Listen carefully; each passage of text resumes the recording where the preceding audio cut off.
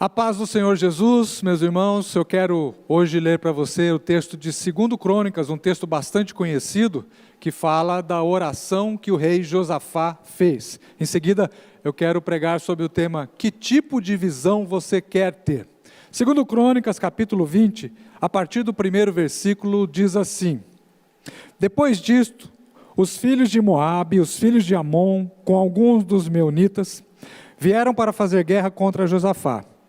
Então vieram alguns e avisaram Josafá, dizendo: Uma grande multidão está vindo contra Judá, do outro lado do Mar Morto, da Síria, e eis que eles já estão em Hazazon Tamar, que é em Gedi. Então Josafá teve medo e decidiu buscar o Senhor, e proclamou um jejum em todo Judá. Judá se congregou para pedir socorro ao Senhor, e também todas as cidades de Judá, veio gente para buscar o Senhor. Josafá pôs-se em pé na congregação de Judá e de Jerusalém, na casa do Senhor, diante do pátio novo, e disse: Ó Senhor, Deus de nossos pais, não és tu Deus nos céus? Não és tu que dominas sobre todos os reinos dos povos? Na tua mão está a força e o poder, e não há quem te possa resistir. Ó nosso Deus, acaso não expulsaste os moradores desta terra de diante do teu povo de Israel, e não a deste para sempre à posteridade de Abraão, teu amigo? Eles têm morado nela, e nela edificaram um santuário ao teu nome, dizendo: Se algum mal nos sobrevier, espada, juízo, peste ou fome, nós nos congregaremos diante deste templo e diante de ti, pois o teu nome está neste templo. E clamaremos a ti na nossa angústia, e tu nos ouvirás e livrarás. E agora, eis que os filhos de Amon e de Moabe, e os da montanha de Seir, cujas terras não permitiste a Israel invadir, quando vinham da terra do Egito, mas deles se desviaram e não os destruíram. Eis que eles estão nos recompensando assim. Estão vindo para nos expulsar da tua propriedade que nos deste em herança. Ó nosso Deus, acaso não executarás o teu juízo contra eles? Porque em nós não há força para resistirmos a esta grande multidão que vem contra nós. Não sabemos o que fazer, mas os nossos olhos estão postos em ti. Vamos fazer uma oração? Pai, nós louvamos o teu santo nome por poder acessar a tua palavra, por poder ler a tua palavra e entendê-la. Pela tua palavra o Senhor fala conosco, e nós queremos te pedir justamente isso, que por meio da exposição da tua palavra, o Senhor possa falar aos nossos corações, nos orientando, nos dando vida, nos dando direção, fazendo com que o teu plano, a tua vontade, aquilo que é agradável ao Senhor aconteça a nós. Guia, orienta o teu povo para a glória do teu nome. Oramos assim agradecidos em nome de Jesus. Algum tempo atrás, uma palavra alemã foi transliterada para o inglês, Weltanschauung. Essa palavra alemã ficou conhecida na nossa linguagem como cosmovisão. É uma palavra que dominou o vocabulário. Políticos, sociólogos, pesquisadores, pastores, todos só queriam falar a respeito de cosmovisão. Mas o que é cosmovisão? A cosmovisão é o conjunto de informações, de experiências, de vitórias ou de derrotas, de frustrações e decepções, mas também de alegrias e de conquistas. É o entendimento que a pessoa tem a respeito de um assunto. Pode também ser uma ideologia, pode se juntar à cosmovisão a fé, a crença, a crendice, até mesmo superstições. Todas essas informações, todos esses conjuntos de dados que uma pessoa reúne ao longo do seu tempo, acrescentado aos propósitos, aos projetos que as pessoas querem desenvolver na sua vida, aos objetivos que ela tem, particularmente com a sua família, ou com um grupo social, com uma igreja, e também aquilo que as pessoas almejam conquistar. Tudo isso forma uma cosmovisão. Em uma frase só, cosmovisão é uma visão de mundo. A palavra cosmos significa mundo. Então, cosmovisão é a visão de mundo de uma pessoa. Nós podemos ter cosmovisões as mais diversas, mesmo dentro de uma família, uma casa, um pai, a mãe, os irmãos. Cada pessoa pode ter a sua cosmovisão diferente, diferenciada, distinta. E hoje, se você participa de redes sociais, por exemplo, você pode, com muita facilidade, distinguir as cosmovisões das pessoas, de acordo com a crença de uma pessoa, ou de acordo com uma inclinação ideológica de uma pessoa, ela vai defender ou atacar um tipo de posição. Você pode até apresentar a ela algum dado científico, alguma pesquisa fundamentada nas ciências, mas se a cosmovisão da pessoa não orientá-la a acreditar naquilo, ela não vai aceitar. A prova científica, ou um dado histórico, ou um testemunho, e às vezes até a própria palavra de Deus, podem ser colocados em dúvida de acordo com a cosmovisão de uma pessoa. Por isso eu pergunto, que tipo de visão você quer ter? Que tipo de visão de mundo você quer ter? Quais as informações você preza por assimilar, por colocar dentro do seu coração, por colocar dentro da sua mente, para que oriente, para que dirija os seus passos, as suas decisões, os seus pensamentos, as suas palavras e até mesmo os seus relacionamentos, não é mesmo? Aqui nós vemos que Judá foi encurralado. Judá era a parte sul de Israel. Israel era o norte, Judá era o sul. E um rei responsável pela proteção de toda a nação, diz o texto aqui, que ele sentiu medo, versículo 3, ele sentiu medo. Ele se viu encurralado, uma situação nova, uma situação militar, porque os exércitos dos povos vizinhos estavam cercando. E se estavam cercando, é uma questão de contar no relógio, mais dia, menos dia, eles invadiriam Judá, entrariam na cidade de Jerusalém, destruiriam as casas, as famílias, destruiriam o templo, ou seja, a terra seria arrasada. O que você faria? Bom, eu poderia fazer uma pergunta até aplicada aos nossos dias, né? Mediante o isolamento social, esses decretos de governos, de prefeitos, de presidentes e tudo mais, nós ficamos encurralados. O que é que vamos fazer? Agora não podemos ir a um lugar, não podemos ter a liberdade que tínhamos antes. Nós estamos numa situação até análoga, parecida com a situação que o rei Josafá esteve. Muitos de nós tivemos medo. O que é que vai ser agora? Vamos perder o emprego? Vamos fechar as empresas? Vai ter salário para todo mundo? O que é que vai ser depois da pandemia? Essas são perguntas que nós podemos fazer tranquilamente e nos colocam dentro desse contexto. Mas a cosmovisão que uma pessoa tem, ela pode determinar o quê? Eu acabei de dizer, ela pode determinar os passos, as decisões, as ações que nós tomamos a partir desse conjunto de informações que nós já temos, a partir dessa visão de mundo que nós temos. Aqui o rei Josafá, ele se valeu da sua própria cosmovisão. Ele se valeu, na sua oração ele coloca isso, primeiro, da promessa que Deus fez para os judeus, os herdeiros da promessa. A terra foi dada a eles. E Josafá apresentou isso. É o que nós lemos na primeira parte da oração. Josafá começa a sua oração adorando a Deus e dizendo: olha, Senhor, a terra o Senhor deu aos nossos antepassados. Nós herdamos a promessa. Estamos aqui porque no passado o Senhor fez uma promessa, entregou ao seu povo, e nós estamos aqui porque o Senhor nos colocou. Mais do que isso, quando o povo saiu do Egito, estava passando pelo território de Amon e de Moabe, o Senhor não permitiu que destruíssemos aquele povo. Agora veja o que eles estão fazendo. Eles estão dando a paga, eles estão retribuindo aquilo que não fizemos com ele. Não os destruímos, mas agora eles querem nos destruir. A partir de então, Josafá, então, por meio da sua oração, que na minha opinião é uma das 3 orações mais bonitas da Bíblia. Em primeiro lugar, eu coloco a oração do Pai Nosso, ensinada pelo próprio Jesus. No meu segundo lugar está esta oração de Josafá. E no meu ranking, a terceira oração mais bonita é uma oração que inclusive eu li hoje de manhã no meu devocional, que está alguns capítulos antes aqui do capítulo 20 de Crônicas, que foi a oração feita por Salomão na dedicação do templo. É uma oração belíssima, alguns trechos delas de vez em quando, alguns pregadores mencionam nas suas pregações. E a Bíblia há muitos exemplos de oração. Eu fiz um livro chamado A Oração que Deus Responde. Eu trato dessa oração do Pai Nosso e trato de outras orações também. É um tema que eu gosto demais de tratar e de orar também, gosto de orar. Josafá apresenta então essa situação a Deus e diz: olha, o povo está vindo contra nós. E eu olho para um lado e para o outro, eu não vejo recurso. Em nós, ele diz, em nós não há força contra essa grande multidão que vem contra nós. Porém, os nossos olhos estão postos em ti. Josafá tinha uma cosmovisão de fé. Na visão de mundo de Josafá, Deus estava incluído. Deus era um agente ativo na cosmovisão de Josafá.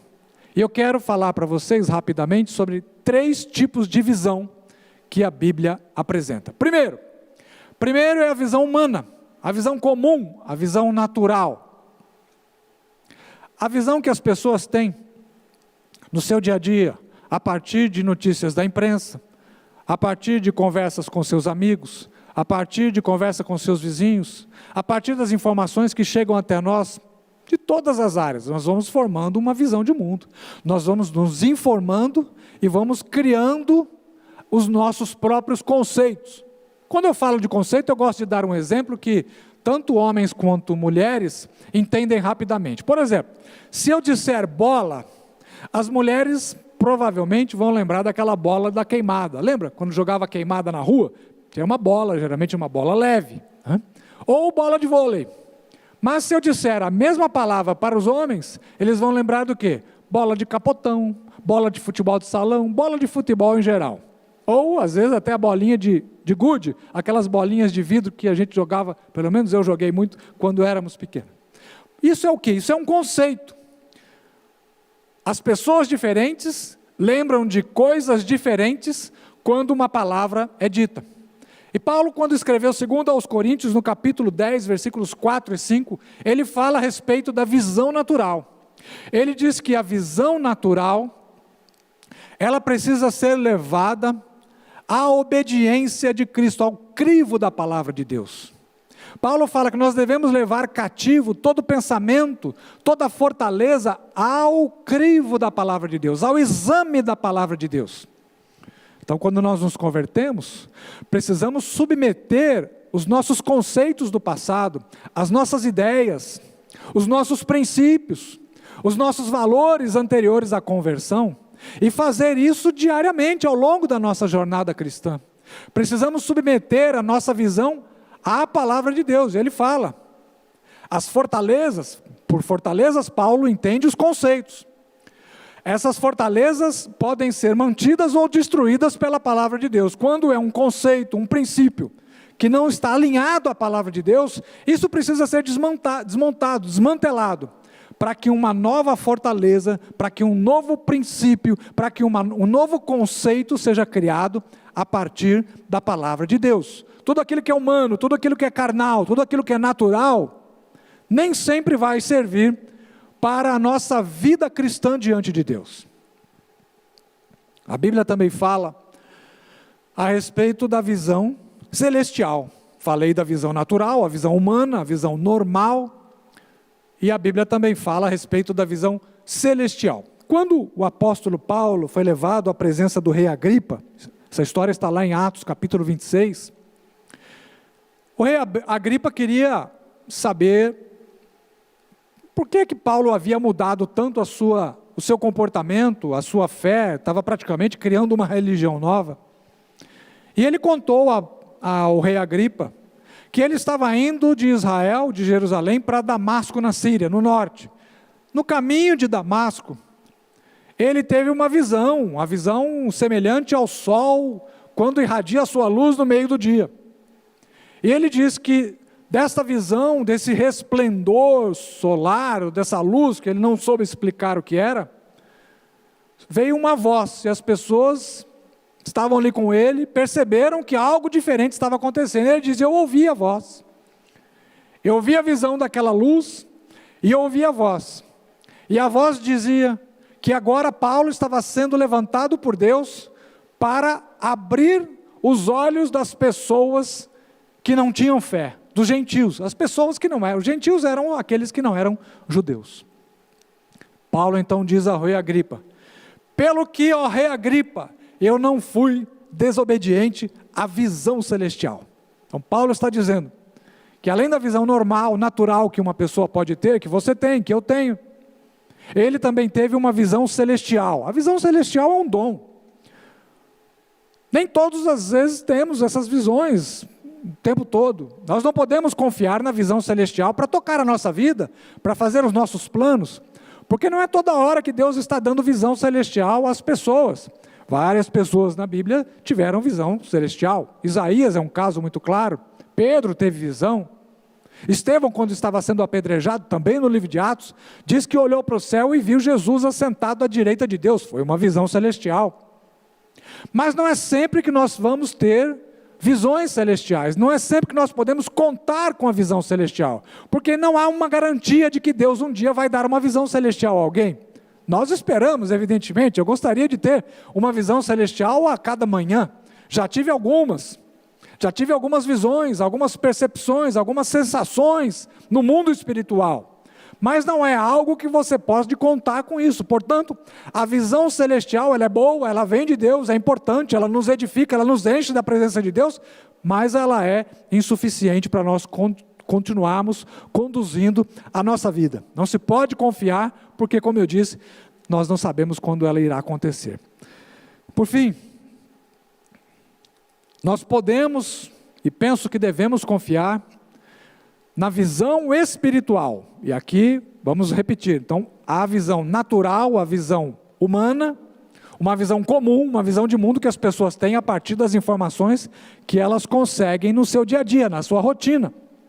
A visão celestial que é dada por Deus, não sabemos quando ela vem, mas quando ela acontece, você tem certeza de que foi Deus quem mostrou, você tem certeza do propósito para que Deus deu aquela visão, e você é impactado por essa visão. Todas as pessoas dentro da Bíblia, eu já pesquisei esse assunto, todas as pessoas que tiveram uma visão de Deus, elas tiveram a plena convicção de que Deus deu a visão, elas tiveram a plena convicção do propósito, do objetivo daquela visão, e elas foram impactadas. A sua vida mudou a partir desta visão.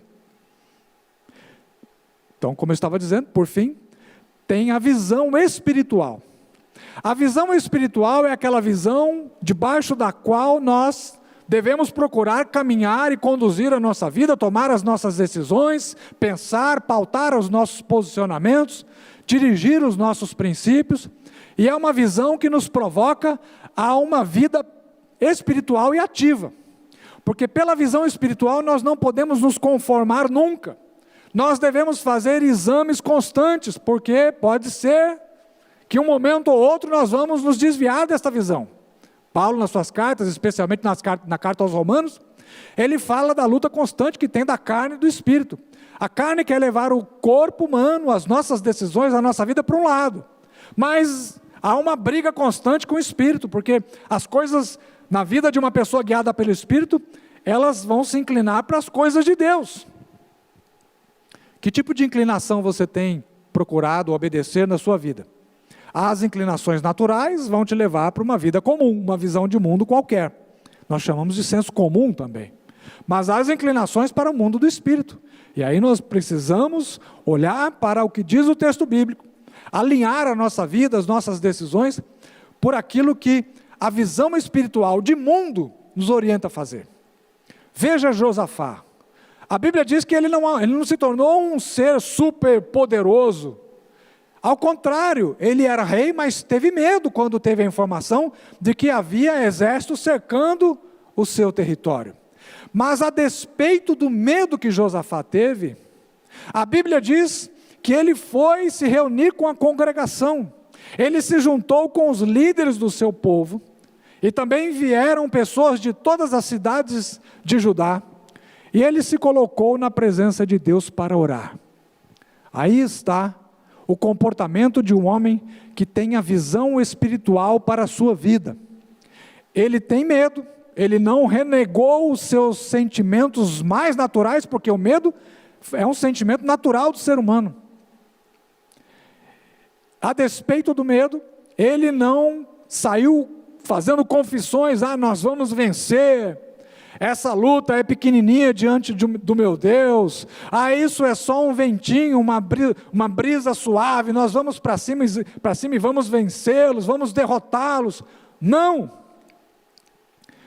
confie na confissão positiva para tocar a sua vida espiritual.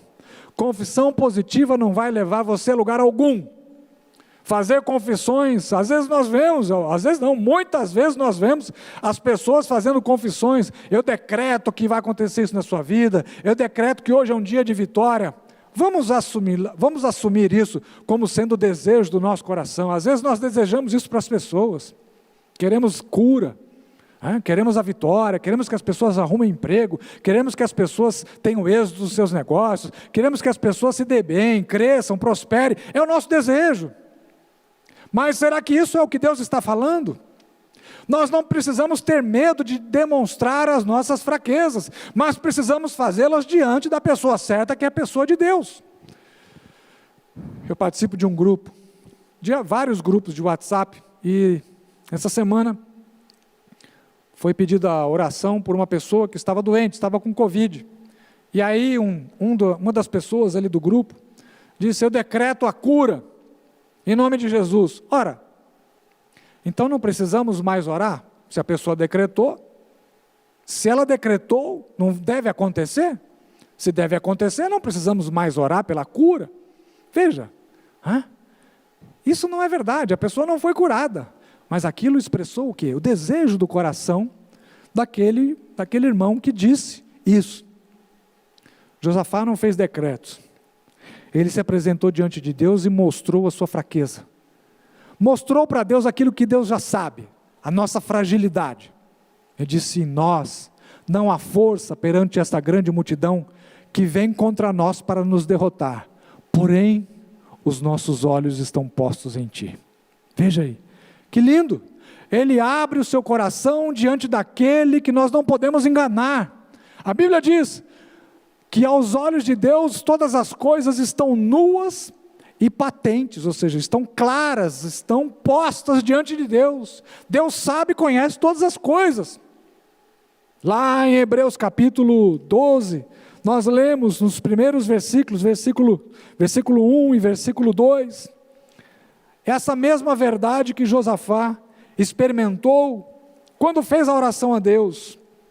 Capítulo 12 da carta aos Hebreus diz: portanto, também nós, visto que temos a rodear-nos tão grande nuvem de testemunhas, livremo-nos de todo o peso e do pecado que tão firmemente se apega a nós, e corramos com perseverança. Olha, correr com perseverança, parece um paradoxo, né?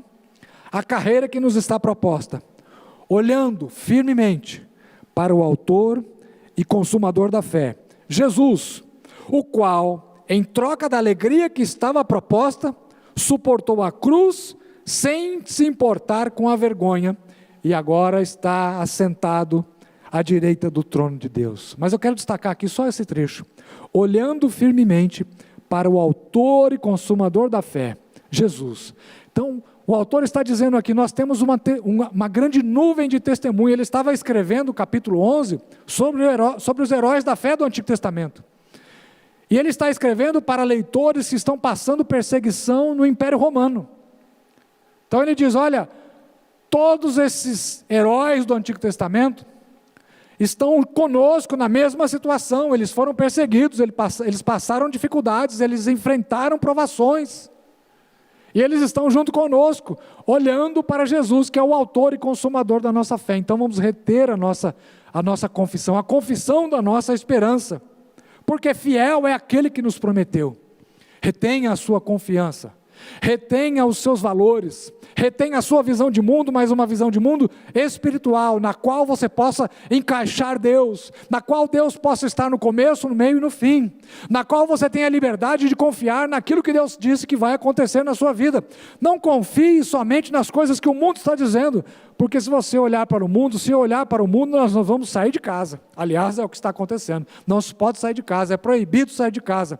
Mas vamos, mesmo obedecendo às leis do país, vamos continuar com os nossos olhos postos no Senhor. Veja aí, Josafá teve uma grande vitória, Deus deu a ele uma grande vitória, e ali ele não precisou reunir os seus exércitos, o próprio Deus enviou um anjo, e se encarregou de proteger e de livrar, não só Judá, mas Jerusalém, o rei, e a história, o final da história, eu convido você a ler, foi um final positivo.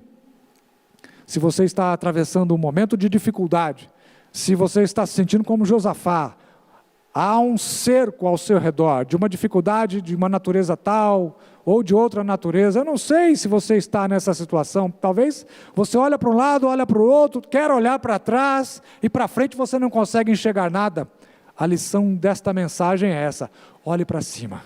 Olhe para aquele que é o autor e consumador da sua fé. Deposite a sua confiança somente nele. Porque se ele colocou ou permitiu que você entrasse em uma situação em que você está em aperto, um aperto muito grande, ele vai ter a solução. Ele vai abrir uma porta aonde não tem porta. Não é isso que diz o texto bíblico? Ele abre porta onde não tem porta, ele fecha a porta que o inimigo quer abrir para que a gente passe e se quebre mal, se estrepe todo e aconteça as piores desgraças na nossa vida. Ele é o Senhor que fecha portas pelas quais nós não devemos passar. Amém? Guarde esta palavra no seu coração. E guarde esta pergunta, que agora eu penso que você já tem a resposta. Que tipo de visão você quer ter? A Bíblia fala da visão natural, a visão humana. A Bíblia fala da visão espiritual, a visão celestial como um dom. E a Bíblia fala sobre a visão espiritual, aquela que nós carregamos durante toda a nossa vida. É a visão espiritual que nos guia, que nos orienta, que faz com que a gente tenha paz no coração, porque estamos caminhando na presença do Senhor. Que Deus te abençoe em nome de Jesus.